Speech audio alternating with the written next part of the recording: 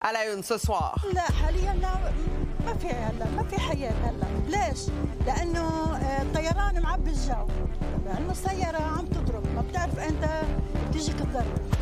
Après de nouvelles frappes israéliennes, un cessez-le-feu au Liban pour sauver l'accord Téhéran-Washington.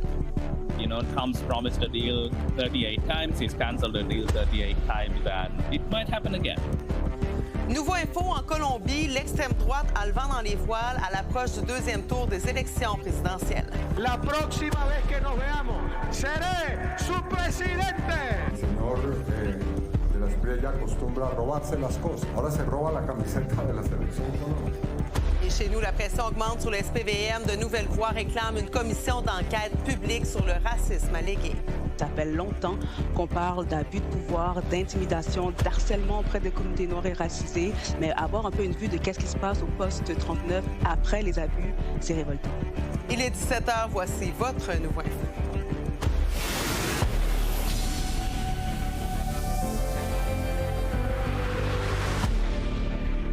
Bon vendredi tout le monde. La situation demeure fragile au Moyen-Orient malgré la signature de protocole d'entente entre Washington et Téhéran. Le Liban a encore été le théâtre d'autres frappes violentes et meurtrières dans la nuit de jeudi. 47 morts, encore plus de blessés. Les négociations prévues vendredi, aujourd'hui, en Suisse, entre l'Iran et les États-Unis pour mettre officiellement fin à la guerre ont été d'ailleurs reportées. Sabrina, bon, malgré tout ça, Donald Trump soutient que la pause de 60 jours des hostilités est maintenue. Oui, voilà, mais le compte à rebours, quand même, il faut le dire, est maintenu. Donc, les deux parties se sont donné environ 2 mois pour arriver à un accord final. Et justement, d'ailleurs, un petit peu plus tôt aujourd'hui, sur Truth Social, Donald Trump a dit, bien, on va laisser couler les 60 jours, là. Et finalement, il a dit que si l'Iran est vraiment un pays qui est plus fini et il ne recevra pas un sou en compensation de la guerre, mais il faut dire quand même que le président américain soutient qu'il a tout de même de l'espoir à arriver à un accord final d'ici les prochains jours. On l'écoute. It's 60 days. They have to make a deal. Otherwise, we will do things that won't make them happy. But I don't think it's going to get to that. I think it's going to be very good. Remember, if we do that, then all of a sudden you're not going to have the oil. Oui, tu le disais, aujourd'hui, la première séance de négociation devait avoir lieu du côté de la Suisse. C'est ce qu'on voit d'ailleurs sur les images. Mais malheureusement, il y a personne qui s'est présenté parce que ça a été reporté. Aucune date pour l'instant n'a été avancée pour le moment. Ce qu'on sait, c'est que le vice-président américain J.D. Vance, hier, avait donc déjà annulé, donc en amont, sa visite en Suisse aujourd'hui. Ce qui n'est pas encourageant, par contre, dans tout ça, c'est que le porte-parole du gouvernement iranien a dit aujourd'hui qu'il n'y avait aucune urgence à rencontrer les représentants des États-Unis. Bon, je vous le rappelle, on a à peu près 60 jours pour se rencontrer. Donc, bien sûr, ça avait miné le moral de citoyens du Moyen-Orient, dont des habitants du Qatar. When I looked at this deal, it was overwhelmingly in favor of Iran, even more than the return of the status quo. I feel like the U.S. has lost. Sure, they wiped out the previous leadership, but I mean, what changed, really? I believe that, Trump's promised a deal 38 times. He's canceled a deal 38 times, and it might happen again. That is a deep and, profound fear I think everyone else in the Middle East will be feeling about this thing. For hope, I would like not to wake up again at 12 at night with missiles going off above my head. C'est le feu qui est entré en vigueur en Israël, entre Israël et le Liban? Oui, voilà, ça a été donc conclu ce matin parce que, on sait dans les négociations, l'Iran souhaite que le Liban fasse partie, en fait, du cessez-le-feu. Et ça survient alors qu'il y a eu une nuit, en fait, de tension entre le Liban et Israël. Et d'ailleurs, c'est Donald Trump lui-même qui aurait demandé à Israël d'accepter, justement, cette proposition de cessez-le-feu-là. Mais n'empêche, les résidents autant d'Israël que du Liban sont vraiment exténués de toute cette situation. There is no ceasefire. To call this situation a ceasefire is just fooling people. Hold on. Ceasefires in Israel never hold on. Why? Because this kind of country have so many enemies. די נכפית בעקבות ההחלטה של טראמפ, וספציפית אני לא חושב שזה נכון, לפי דעתי. אני חושב שהיינו צריכים להמשיך. Bon, donc encore une fois, ça a été une semaine en montagne russe. Donc en début de semaine, on nous disait oui, on va signer l'accord vendredi. Finalement, ça a été fait plus tôt. Et là, aujourd'hui, finalement, pas de négociation. Merci, Sabrina. Ça fait plaisir. Un autre pays d'Amérique du Sud pourrait élire un président populiste de droite. Les électeurs de la Colombie sont appelés aux urnes ce dimanche et le candidat de la gauche au pouvoir affronte un candidat qui est en pleine ascension, un admirateur de Donald Trump. Et pour nous aider à y voir plus clair, on joint tout de suite notre collègue Jean-François Poudrier qui est en direct de Bucaramanga, une ville d'environ 1 million d'habitants dans l'est de la Colombie. Bonjour Jean-François. Salut Marie-Claude. Alors là, celui qu'on surnomme le tigre semble avoir le vent dans les voiles. Oui, en fait, il est sorti un peu de nulle part au cours des derniers mois. On l'attendait vraiment pas. Il est devenu populaire peu à peu là, au cours des dernières semaines jusqu'à l'élection, le premier tour, en fait, qui a eu lieu le 31 mai dernier. On s'attendait à ce qu'il reçoive beaucoup de votes, mais pas à ce qu'il termine en première position devant le candidat de gauche, Iván Cepeda, qui, lui, en fait, est du pacte historique, le parti qui est en ce moment au pouvoir avec Gustavo Petro. En Colombie, il y a seulement un mandat possible pour les présidents. Donc, Gustavo Petro devait laisser sa place. On s'attendait cependant à ce que la droite traditionnelle représentée par Paloma Valencia eh bien, soit en mesure de récolter plus de votes. Elle a été défaite vraiment par le candidat Abelardo de la Espriella qui, lui, bon, comme on le disait, c'est un admirateur de Trump et également des autres présidents populistes qu'on a en ce moment en Amérique du Sud, notamment Javier Milei et Nayib Bukele du Salvador. Alors, c'est qui ça, ce candidat-là? Vedette, là, finalement, qui semble un peu causer la surprise? Oui, c'est un avocat de 47 ans qui a vécu au cours des dernières années aux États-Unis et en Italie. D'ailleurs, il a la nationalité américaine et italienne et il promet vraiment de faire la guerre aux guérillas ici, à la drogue, donc de également se rapprocher beaucoup des États-Unis. Il veut un peu, à l'image de ce qui se passe au Salvador, construire des méga-prisons également dans la jungle. Il veut se retirer également, que la Colombie se retirer des Nations Unies, de la Fédération des droits de l'homme également. Donc, on voit vraiment qu'il veut prendre un virage à droite et il a beaucoup la faveur populaire. Du côté d'Iván Cepeda, bien lui veut poursuivre le dialogue avec les guérillas, ce qui a été fait depuis 4 ans avec Gustavo Petro au pouvoir. Alors, vraiment, rester dans la continuité. Maintenant, est-ce que, là, tu te trouves présentement à Bucaramanga, c'est au nord de la capitale Bogota. C'est quoi l'ambiance dans les rues présentement et je dirais même l'allégeance des citoyens? Bien, ici, on voit beaucoup là, de manifestants pour le tigre. Faut dire que Bucaramanga, c'est une plus petite ville que Bogota, située un peu plus près de la frontière avec le Venezuela. On n'a jamais vu vraiment là, de problème avec les guérillas et les groupes paramilitaires ici. C'est plus, au cours des dernières années, les migrants vénézuéliens qui ont un peu augmenté l'insécurité et on sent ici là, vraiment un mouvement pour ce candidat de la droite. Merci Jean-François, tu suivras ça pour nous. À bientôt.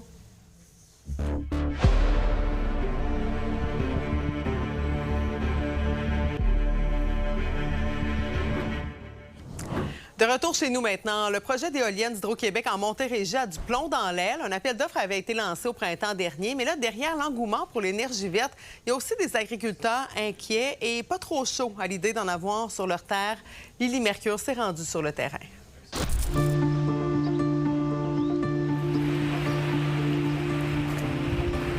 Moi, ici, là, mon grand-père a travaillé pendant des années pour améliorer son sol. Mon père a fait la même affaire, il a amélioré le sol.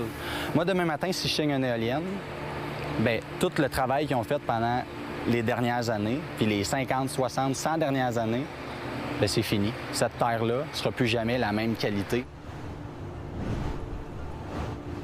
On est à Saint-Louis-de-Gonzague, en Montérégie. Ici comme ailleurs, dans la MRC de Beauharnois-Salaberry, il y a des projets éoliens qui se développent, non sans une forte opposition des producteurs agricoles. Guillaume Brault de la ferme laitière Brault et Frères a récemment reçu la visite d'un promoteur privé. Comment tu vois les éoliennes en terre agricole, particulièrement en Montérégie? Bien, c'est sûr que c'est une crainte, moi, pour la ferme laitière. On parle, il y a plusieurs aspects. T'sais, ici, juste pour les terres agricoles, c'est important de comprendre qu'on est dans le sud du Québec, puis au sud du Québec, c'est les meilleures terres du Québec. Dans le secteur, il y a plusieurs affiches comme celle-ci qui témoignent de l'opposition aux éoliennes. L'Union des producteurs agricoles ne se dit pas contre de tels projets, mais prône plutôt la protection des terres. Bien, dans le fond, ça s'inscrit dans l'appel d'offres qu'Hydro-Québec a fait il y a une couple d'années pour le développement de projets éoliens qui vise surtout le sud du Québec. Donc, il y a des promoteurs qui sont allés dans la région, notamment de la MRC de Beauharnois-Salaberry. Il y a des villages qui sont très mobilisés pour ne pas avoir d'éoliennes. Il y a d'autres endroits où il y a plus d'intérêt. De là, donc, un dossier qui est très polarisant. Qu'est-ce que ça fait d'avoir des éoliennes en territoire agricole? Oui. Bien, premièrement, il y a l'effet sur le sol lui-même. C'est des grosses éoliennes qu'on a maintenant. On parle des éoliennes de 7 MW à 200 quelques mètres de hauteur. Les bases sont énormes.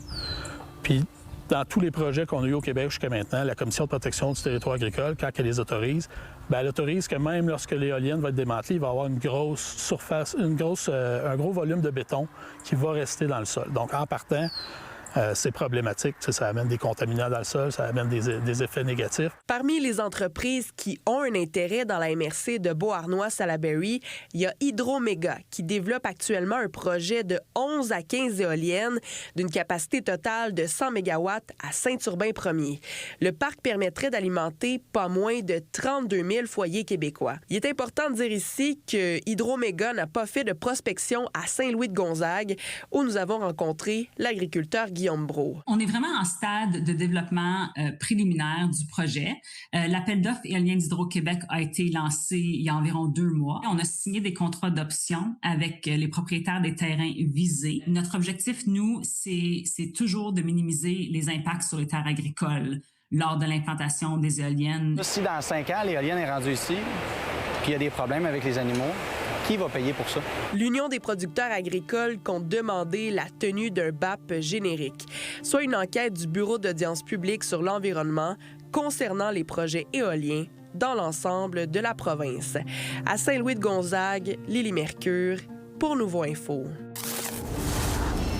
Mettant un baume sur la crise du logement et sur la crise aussi de l'itinérance. Il y a une vingtaine de logements sociaux pour accueillir des personnes qui sortent de l'itinérance, qui sont ouverts. Les premiers locataires ont été emménagés. Ils paient 25 de leur salaire. Et il s'agit d'une initiative de la mission Oldbury de Montréal.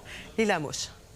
Vous le voyez comme moi, la crise humanitaire qu'on vit en ce moment, elle est hors de contrôle et on ne peut plus être juste en train de regarder ce qui se passe. Plus de 5000 personnes sont à la rue chaque soir à Montréal. Alors, du logement permanent pour sortir les gens de l'itinérance, eh bien, c'est une solution avancée et prouvée.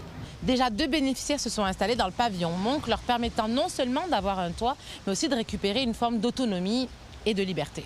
D'avoir passé 1 an sur la rue, 1 an avec OBM à Oldbury Mission, la différence est incroyable. Ça nous redonne notre dignité, ça nous redonne de la motivation pour sortir de là. Pour quelqu'un qui a été dans une situation comme la mienne, c'est difficile. C'est très difficile. On perd de confiance de soi, l'estime de soi. Ça me fait drôle après 1 an de cuisiner. Des activités aussi, vous pouvez faire plein de choses maintenant chez vous. Ben oui, je peux sortir. Ben là-bas aussi, je pouvais sortir, là. Mais il faudrait que je revienne le soir. Ouais. Pour 9 h. 9 h tapant. 9 h tapant. Il faut être à côté de notre lit. Wow. Puis là, c'est comme vous voulez, quand vous voulez. Ben oui. Si j'arrive à 9h02, c'est pas grave. Oh, à 10h, c'est encore mieux. Moi, je suis bien contente d'être ici. 3, 2, 1, yes! Coût total, 9,5 millions de dollars. Et réunit tous les paliers de gouvernement, le communautaire avec l'organisme Mission Oldbury et Renaissance qui ouvrira un centre de dons à vertu d'insertion sociale. 18 logements, c'est bien, mais quoi faire pour aller plus vite, pour être plus efficace, surtout au regard de la réalité montréalaise? La roue tourne et elle tourne fort en ce moment. Et puis, j'ai confiance qu'on va créer des milliers de logements abordables au Québec, social. Puis ça va faire une grande partie de la solution, mais pas toute la solution. Que la deuxième partie de la solution, c'est les services sociaux. Donc, chaque année, on met plus de 4000 personnes en logement qui quittent l'itinérance vers du logement. L'enjeu, c'est le nombre de gens qui deviennent en situation d'itinérance. Être plus rapide, là, je vous parle juste en termes d'habitation, et construire moins cher. Pour construire moins cher, une des avenues qu'on est en train d'explorer, c'est le logement modulaire et le préfabriqué. On doit innover maintenant, là, parce qu'évidemment, il faut faire plus avec l'argent qu'on a. Et en même temps, on travaille aussi sur le cadre bâti. Là, hier est sortie une étude à l'effet qu'il y a 25 000 logements disponibles à Montréal actuellement. Là. On a 5 000 personnes en situation d'itinérance. Donc, c'est important, ces 18-là. Mais qu'est-ce qu'on fait avec le parc immobilier locatif qui est disponible actuellement? Le ministre Carman disait, puis tant mieux, on a sorti 4 000, 5 000 personnes de situation de la rue l'année passée, mais si on en remet 10 000 de plus à chaque année, année, bien, on aura tout le temps un total négatif. Québec a débloqué cette semaine 12,5 millions de dollars pour des mesures en itinérance et Montréal recevra 5 millions de dollars. Dans Villemar, Lila Mouche pour Nouveau Info. Quand même des beaux témoignages porteurs d'espoir, entre autres des résidents. Alors maintenant, dernier week-end pour les Franco de Montréal. Malgré la pluie, les derniers spectacles vont quand même avoir lieu au quartier des spectacles. Et parmi les artistes qui vont monter sur les planches, il y a Claude Pelgag qui se produira sur la scène principale ce soir. Mais juste avant, une belle découverte musicale vous attend. Marie Cassimard. Spectacle très attendu ce soir pour le dernier vendredi. Les Franco de Montréal s'offrent Claude Pelgag, une habituée de ce rendez-vous musical. Et là, je dois vous dire que beau temps, mauvais temps, elle sera sur la scène principale à compter de 21h ce soir. Pour elle, les Franco marquent le début d'une série de spectacles qu'elle va offrir en festival cet été qui vont l'amener jusqu'à Granby à la fin du mois d'août. Si vous ne l'avez toujours pas vu en spectacle, j'ai envie de vous dire que c'est maintenant ou jamais parce que cette série de spectacles est la dernière qu'elle va offrir dans le cadre de sa tournée Abracadabra qu'elle a débuté il y a 2 ans. On a eu une super belle tournée. Puis là, on finit ça avec les festivals, comme, je veux dire, c'est très... on célèbre.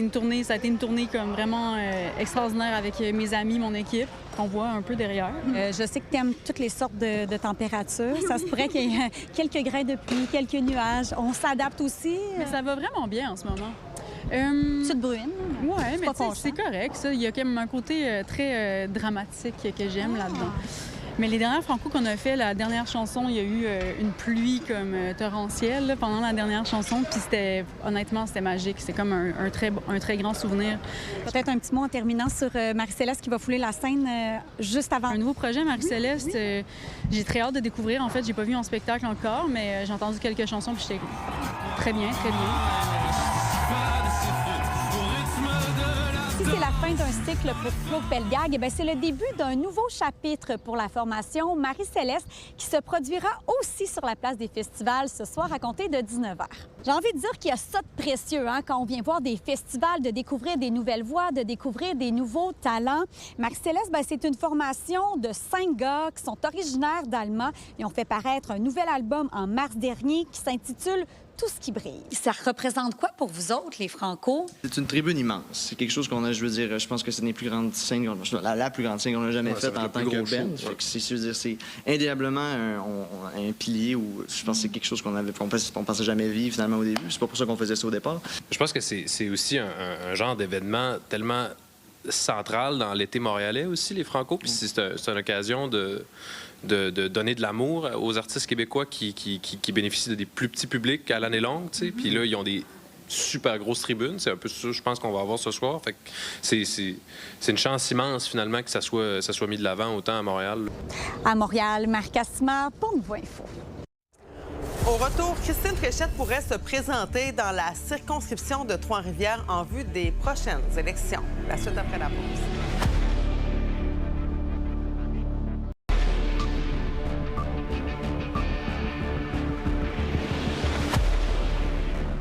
Maintenant, ce qui retient l'attention ailleurs dans la province avec Fanny à Sherbrooke, Louis-Mathieu à Saguenay, mais d'abord Coralie à Trois-Rivières.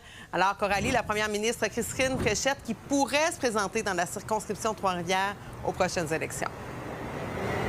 Bien, selon nos informations, il aurait un intérêt à se présenter, ainsi qu'un véritable intérêt et un attachement à la ville puisqu'elle est née ici à Trois-Rivières. Le départ de Jean Boulet ouvre la porte à cette éventuelle candidature. La décision n'est pas prise encore, puisqu'elle a aussi cet attachement envers son comté actuel de Sanguinet en Montérégie. La plupart des citoyens que j'ai rencontrés aujourd'hui estiment qu'elle pourrait beaucoup apporter au Trifluvien. Et si Mme Fréchette choisit finalement Trois-Rivières, elle entrerait dans une course qui commence déjà à prendre forme. Le Parti libéral a confirmé la candidature de Valérie Renaud-Martin, alors que Jean Pellerin se porte candidat à l'investiture du Parti québécois. Selon l'analyste politique Alain Reyes, ce serait une décision assez stratégique et intéressante pour elle de se présenter à Trois-Rivières. Et en raison des nombreux départs dans la CAQ, elle devra se bâtir une équipe en vue des élections. C'est pas facile pour la CAQ. Ça va être extrêmement difficile pour Christine Fréchette. Mais on sent qu'il y a une partie de la population qui ont le goût de lui donner une chance. On le voit dans le dernier sondage léger. 1 personne sur 2 au Québec n'a pas fait son choix et est encore indécis. Donc, pour Christine Fréchette, ça continue son air d'aller, mais surtout, si elle réussit. Donc, je le répète, elle a réussi à monter dans les sondages, mais là, il faut qu'elle fasse monter du talent à l'intérieur de la CAQ si elle veut faire des gains ultimement et montrer qu'elle n'est pas seule et qu'il y a une équipe avec elle.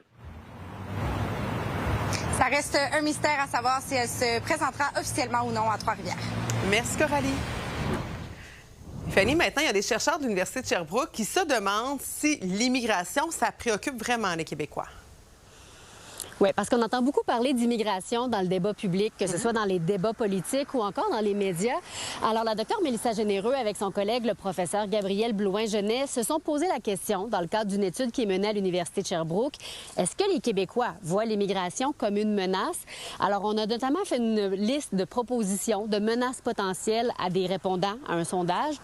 Il faut dire que l'immigration s'est classée à la toute fin des 10 menaces. Il y a tout de même une personne sur 2 qui avait certaines attitudes négatives envers l'immigration. Je vous laisse entendre la docteure Généreux expliquer quelles sont les plus grandes menaces, selon les répondants. Les top 3, je dirais que c'est lié au coût de la vie, la crise du logement, les soins de santé. Et ce qui est quand même spécial, c'est qu'au bout du compte, quand on y pense, et ça a été un reflet là, des gens à qui on a parlé de tout ça, c'est comme si ces 3 grandes menaces-là, les plus importantes pour la population, sont souvent mis en lien avec l'immigration dans le débat public, alors qu'au bout du compte, la population nous dit que c'est pas tant l'immigration qui semble la préoccuper au plus haut point. Alors, on n'a pas un portrait qui est très, très défini de ces gens-là qui ont des attitudes négatives envers l'immigration. Il y a certains facteurs socio-économiques quand même. Il y a aussi des éléments là, que les gens qui ont une méfiance envers les gouvernements. Mais ce que la docteure Généreux veut qu'on retienne, c'est que pour les politiciens qui commencent leur campagne électorale, d'avoir ça en tête, cette perception de l'immigration. Merci, Fanny, c'est intéressant. Maintenant, à Saguenay, Louis-Mathieu, le prix des maisons augmente un petit peu partout au Québec et c'est le cas aussi chez vous. Oui, exactement. Et c'est ce que déplore le courtier immobilier Tommy Gauthier. Il explique que le marché à Saguenay est un marché de vendeurs où le nombre de maisons sur le marché est en diminution, mais le nombre d'acheteurs, lui, ne diminue pas. Donc, avec la loi de l'offre et la demande, eh bien, le prix tend à augmenter. Mais par contre, il faut apporter un peu de nuance à ces chiffres, puisque d'après les derniers chiffres qui concernent le Saguenay-Lac-Saint-Jean de l'Association professionnelle des courtiers immobiliers du Québec, eh bien, les indicateurs semblent bons pour la région, mais lorsqu'on va sur le terrain, qu'on rencontre la population, eh bien, ceux-ci ne semblent pas observer d'amélioration. Bien, nous, c'est sûr que ça fait environ 3-4 ans qu'on a acheté notre première maison, puis c'était beaucoup moins cher. C'était vraiment moins dispendieux que ce l'est en ce moment. Moi, je trouvais que le prix, pour ce que c'est, je trouvais que c'était trop cher, là, mais c'est rendu ça les prix. C'est rendu 100 000 au-dessus de ce que ça vaut. Hein. J'ai eu 2 scénarios. J'ai acheté avant la pandémie, en fait pendant même. Puis j'ai acheté aussi après. Moi, c'est ma deuxième propriété. Là. Puis je peux dire qu'il y avait quand même une bonne différence aussi au prix d'achat puis au prix de vente. Là, ça a augmenté beaucoup. Là. Toujours d'après le même courtier immobilier, le marché du Saguenay-Lac-Saint-Jean tend à ressembler de plus en plus à celui de la capitale nationale qui a un lourd passé en termes d'immobilier. Merci, Louis-Mathieu.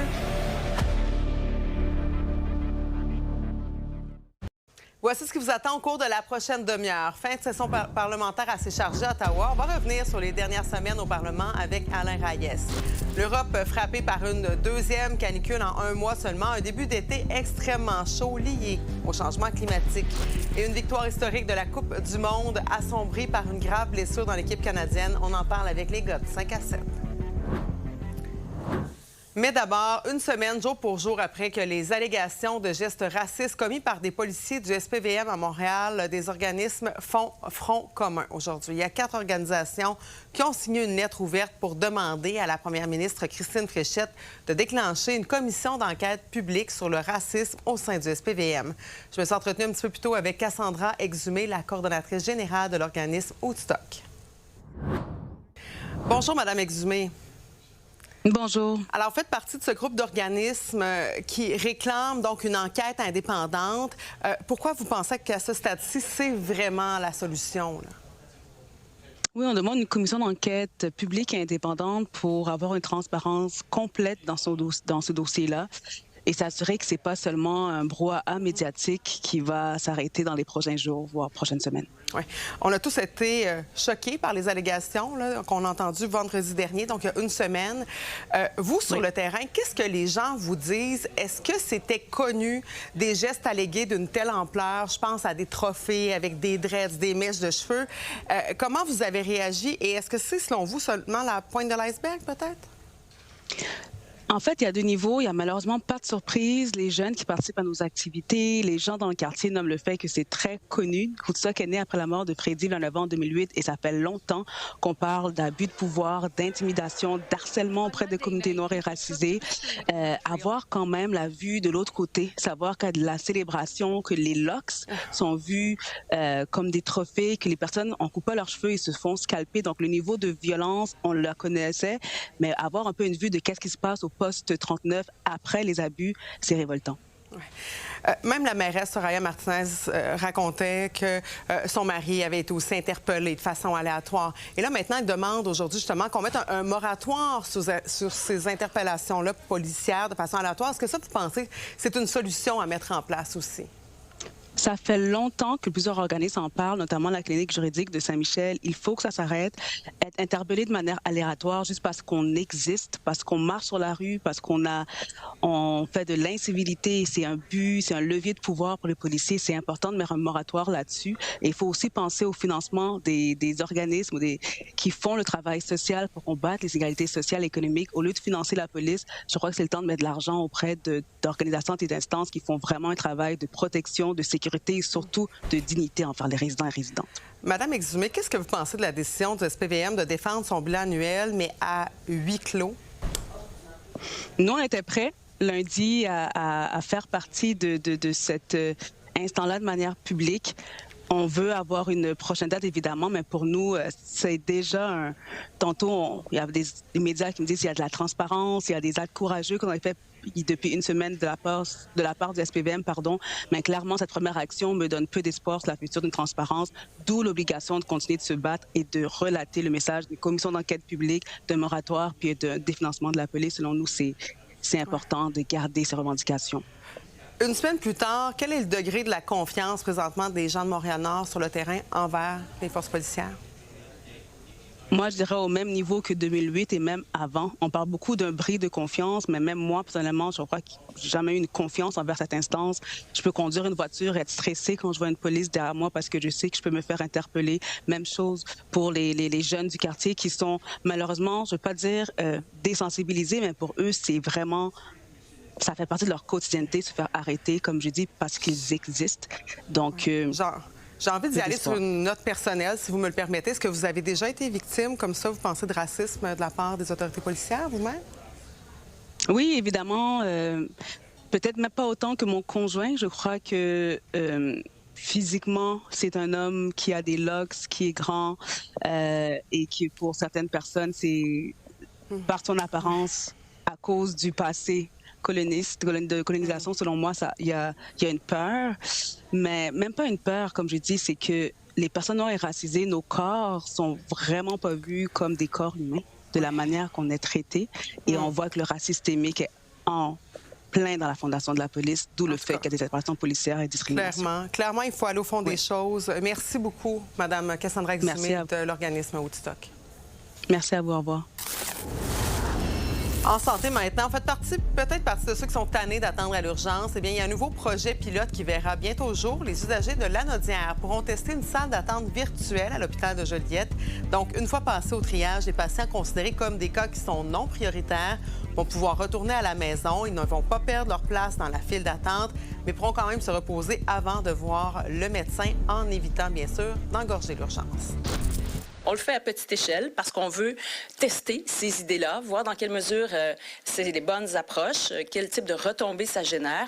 Et puis, sur la base des résultats qu'on obtiendra, bien, on verra à déployer plus largement ces outils ou pas, ou procéder autrement.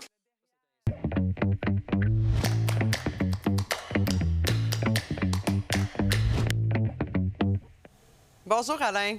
Salut, Marc-Claude. On vient d'entendre la première ministre. Ça a quand même été une semaine pas facile. 3 départs, 3 ministres, dont des ténors du parti. Je pense bien sûr à M. Boulay. Également, je pense aussi à Mathieu Lacombe, qui a annoncé qu'il n'allait pas se représenter. À quel point ça fait mal à la première ministre, ces annonces-là, cette semaine?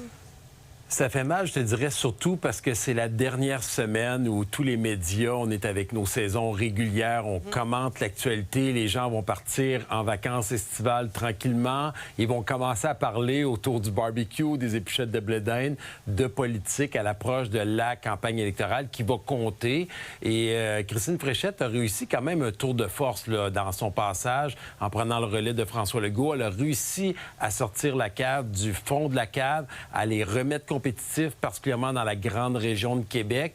Mais bon, les départs comme ça qui se multiplient et le fait qu'elle n'a pas encore annoncé de nouvelles candidatures, c'est difficile pour elle. Et bon, on va avoir la première candidature demain qui devrait être annoncée à Brome-Missisquoi, en Estrie. Pas nécessairement une circonscription qui va être facile pour eux, mais on a hâte de voir qui seront ces personnes qui vont l'entourer et qui vont démontrer qu'elle représente vraiment un changement pour la population du Québec, qui est un peu épuisé, qui voit la CAQ comme un parti en fin de régime. Et avec la semaine passée, avec la vérificatrice générale qui a remis de l'avant l'échec du secteur des batteries, bon, ça a été une semaine qui a été plutôt difficile pour elle.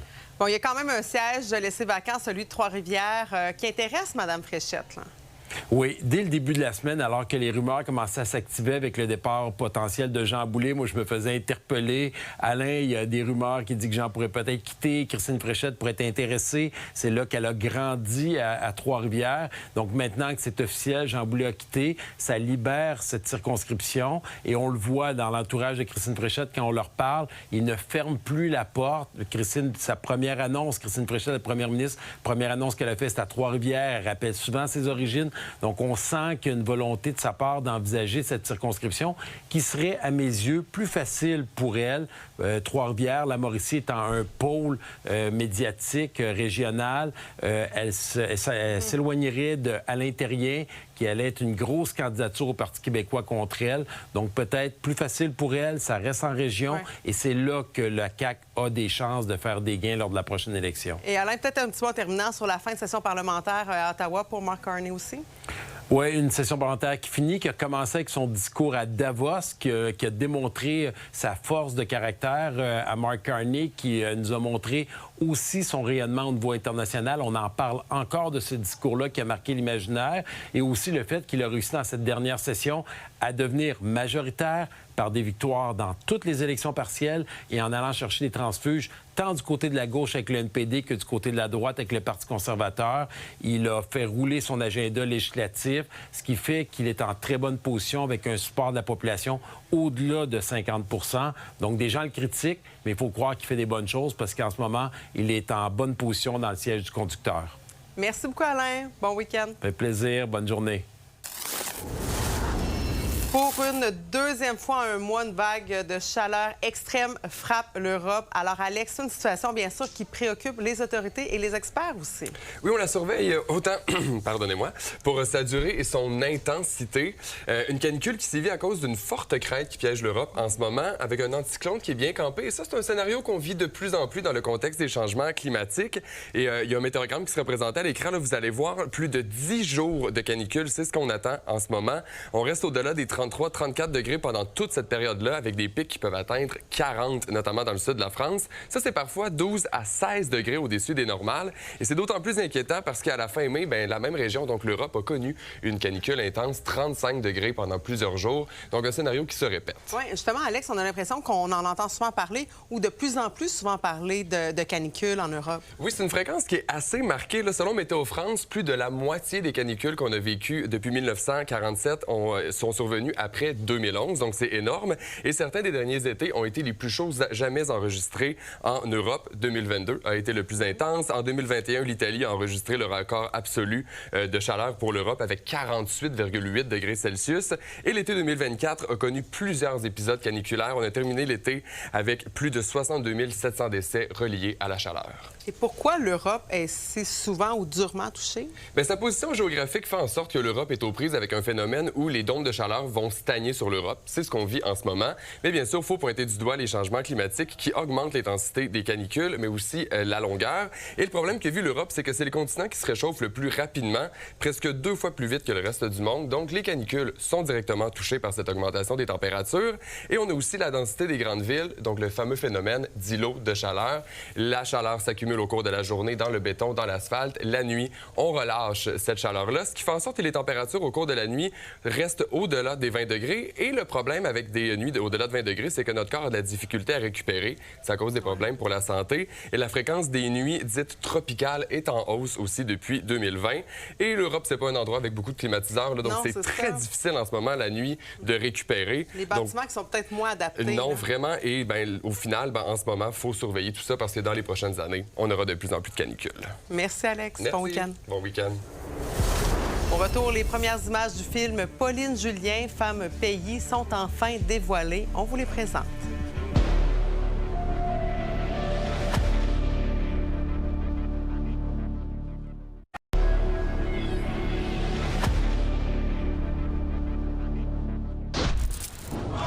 La fièvre du football se fait sentir en Amérique du Nord, mais aussi ici à Montréal. Aujourd'hui, on est au match du Sénégal et la France, mais on est ici pour poser une question. À quel prix? L'Amérique en soi-même, ils veulent que de l'argent, que du business, alors que le football, c'est pas que de l'argent, que du business, c'est un sport, c'est un amour, c'est quelque chose d'autre. Les maillots sont quand même devenus chers maintenant. Je préférais rester à Montréal avec un petit budget. Là. Ça me saoule de dépenser 100 $, 120 $. C'est un phénomène qui est quand même assez unique au sport. Quand on achète un maillot sportif, on ne fait pas seulement acheter un chandail, on achète des valeurs, on achète une identité, on achète une appartenance et on est prêt à payer on est prêt à payer des fortunes pour dire je fais partie de la gang. Donc le chandail numéro 1 qu'on va retrouver à l'heure actuelle, la plus grosse vente au Québec et au Canada, c'est bien sûr le chandail du Canada. Au Québec, c'est sûr et certain qu'il y a un énorme engouement. On voit directement à l'issue de la Coupe du Monde les inscriptions notamment dans les clubs de soccer augmenter, que ce soit au Québec, dans le monde entier en fait. Et donc forcément un besoin d'articles de sport, d'équipements de sport en relation avec le soccer est demandé. Le chandail réplica, c'est celui qui est un petit peu moins cher, il est entre 120 et 135 $. Les authentiques sont entre 200 et 230 $. Et effectivement, c'est les chandails qui sont portés par les joueurs. Mais généralement, le grand public va chercher le réplica. C'est juste une histoire de matière qui diffère entre les deux. On voit des différences lors des grands événements, où effectivement l'achalandage est bien plus élevé. Il y a à peu près 750 000 licenciés au hockey dans le Canada et il y a 1,5 million de personnes qui sont licenciées au soccer. Donc c'est vraiment le sport grandissant au Canada. J'ai une dernière question pour toi. Qui gagne la Coupe du Monde? Sénégal!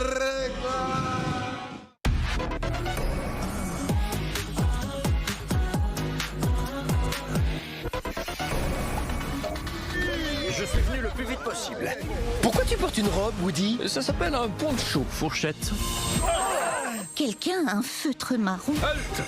Qui va là? Wow, je viens en... Allô, Raphaël? Bonsoir, Marie-Claude. Alors, première suggestion pour le début des vacances avec le film Histoire de jouet 5 qui est maintenant en salle. Enfin, Histoire de jouet 5 qui est sorti, où c'est un nouveau film qui est vraiment collé dans l'air du temps avec les enfants qui délaissent beaucoup les jouets pour laisser la place aux appareils électroniques. Bien, c'est le cas de la petite Bonnie, 8 ans, où vous voyez le LilyPad. Donc, c'est ce nouvel appareil électronique qui va entrer dans sa vie. Donc, elle va délaisser les jouets.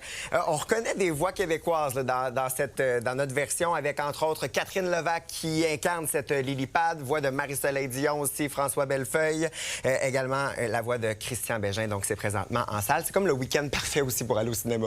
Mon fils est allé le voir, j'ai hâte de savoir comment il a trouvé ça. On a aussi les premières images du film sur la vie de Pauline Julien. Oui, Pauline Julien, Femme pays, nouveau film de Anaïs Barbeau-Lavalette qu'on a connu pour La déesse des mouches à feu. Là, elle revient avec ce film sur sur la vie de cette icône québécoise, Pauline Julien, qu'on a connue notamment pour son interprétation de la manique Suzanne Clément, qui va incarner Pauline Julien. Et Pauline Julien, ce n'est pas que la musique, c'était aussi une grande indépendantiste. Évidemment que ce film-là va en faire mention. On se rappelle de ce scandale de 1964 où elle avait refusé de chanter pour la reine Élisabeth II. Dans les premières images, on voit justement, là, on en parle. Vous voulez que je chante pour la reine? J'ai dit non. Faut que t'écrives un communiqué quelque chose, ça va être l'enfer. Je peux pas participer à aucun spectacle qui est commandé pour la reine d'Angleterre. Signé Pauline Julien. Il est là, le communiqué. Pauline Julien, femme pays, ce sera à l'affiche le 25 septembre.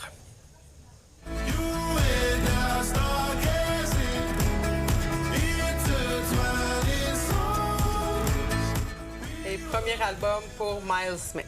Oui, ce nouvel album. Après 3 EP, on a enfin ce premier album de Miles Smith, My Mess, My Life, My Heart. On va retrouver là-dessus, entre autres, ce méga succès, Stargazing, qu'on vient tout juste d'entendre. C'est un album qui s'écoute tellement bien. J'ai adoré. Tu sais, c'est un album passe-partout, là. Autant sur la route, autant en faisant de la cuisine à la maison. On adore cet album-là. Et ma préférée, c'est la pièce Heaven.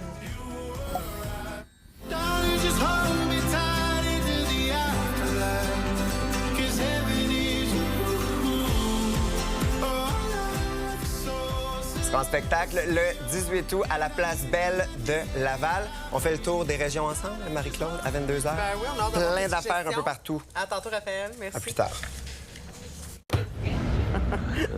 Bonsoir Yannick, bonsoir Frédéric. Allô! Ben, on sent Bonsoir qu'il y a de Marie-Claude. l'énergie pour la dernière. C'est notre dernière, effectivement, avant de retrouver tout le monde, le 14 septembre prochain. On commence avec la Coupe du monde de soccer au lendemain d'une victoire historique pour le Canada qui trône maintenant seul au sommet de son groupe. Effectivement, une victoire aigre-douce, hein, parce que oui, effectivement, le Canada a gagné 6-0 contre le Qatar. Les gens étaient heureux dans la foule. Qu'est-ce que les gens mangeaient dans la foule? Cacahuètes. Des cacahuètes. On peut dire cacahuètes également.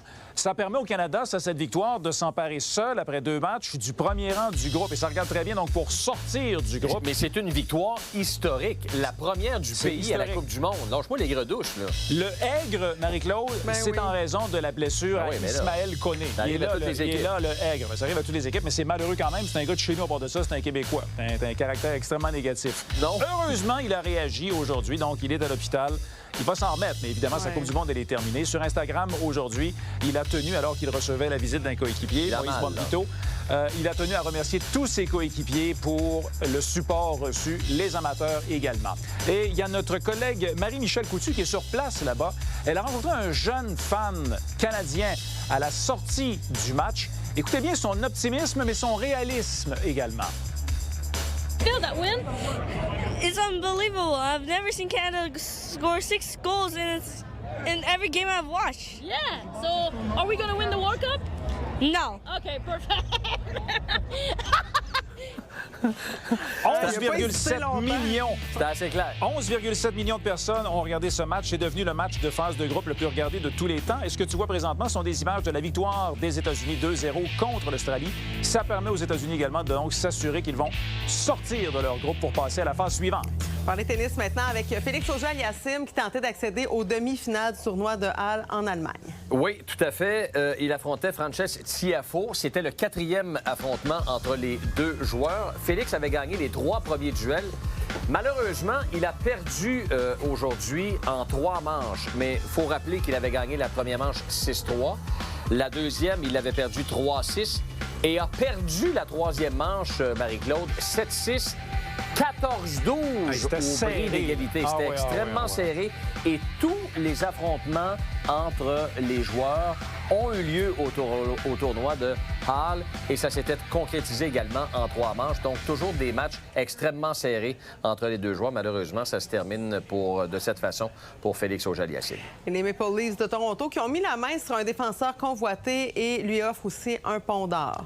Oui, effectivement. Alors, il y a un nouveau DG du côté de Toronto, c'est John Chayka. Il est actif. Alors, aujourd'hui, ce qu'il a fait, c'est qu'il a fait signer un contrat. En fait, il a procédé à une 2e transaction depuis qu'il est arrivé. Il a mis sous contrat le défenseur qui était avec le Lightning de Tampa Bay, Darren Radish. Le Lightning qui lui a fait signer une prolongation de contrat. Ensuite, donc, on l'a échangé. Il va gagner 68 millions lors des 8 prochaines saisons. C'est beaucoup payé. Et puisqu'on parle de la Ligue nationale de hockey, soulignons que l'attaquant Jonathan Toews a annoncé sa retraite. Il a gagné la Coupe Stanley à 3 occasions.